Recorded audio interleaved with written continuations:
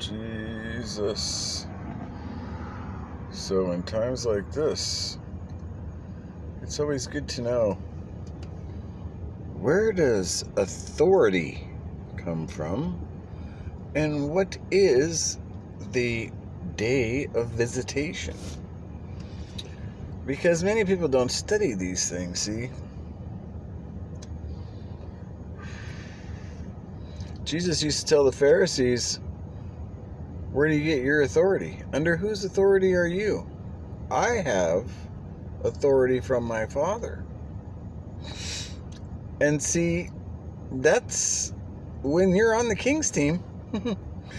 You've got authority of the king. And when you're surrounded by princes, well, that's pretty good, because if you read Daniel 10, that's exactly what happened right then. When nobody wants to talk about that, they all want to focus on Daniel 9 and which is 72 weeks and which is this and which is this, and the Antichrist is going to come here and the clay is this, and it's just ridiculous.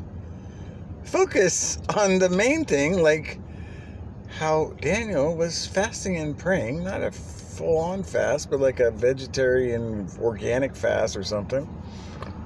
Wasn't eating the king's food and whatever. He was doing like a special diet, and he was fasting for 21 days, and the princes were wrestling with angels like Gabriel and Michael, who were trying to get the message through about what the vision was. Nobody wants to talk about that.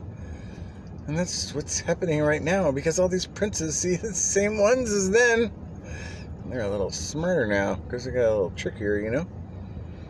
But when you're on the king's team, like the Chargers, and you are talking to even a pastor and you ask him a question and he tells you can't ask me that, you can just say, where is your authority? Because you see, Jesus never told anybody to go to seminary. That's like a doctrine of men from sons of hell idea. So if you want to know who's with the king, you can ask your pastor anything, because you're giving him tithe money, and he's supposed to know that teachers, not all should teach, because they'll face a much harsher judgment, you see. So if you think you can't question your teacher because he gives you a hard time or makes you scared, well, that's demonic, see? Because you have no fear of him. Jesus talked to the Pharisees when he was a kid. And so, since he was homeless and he never went to school, and he didn't preach till he was 30, after he finished his schooling at 13, he did go to school where he learned not to blaspheme. So, since only blaspheming can be done by those who know God already, you can kind of see that there's not the lost that are blaspheming, but the teachers mostly, as it was in his day. So it's always good to know who you're with when times get like this, because, well, the king's not real happy with these princes, see, because, well, they're trying to make mummied dead brides. So it's good to just get out from the four walls and don't get in this princely games, and get on the king's team, and then you'll all be okay.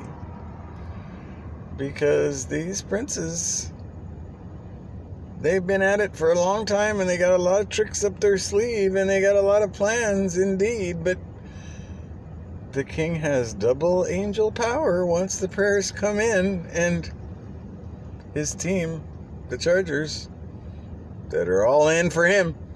So just keep solid with your faith and keep praying, keep knowing the king. So when he comes that day, it'll all be good. We can watch the show and see which movie it is, Star Trek or Michael Myers for the church. Have a great day. I love y'all. Keep it up. Keep that prayer going.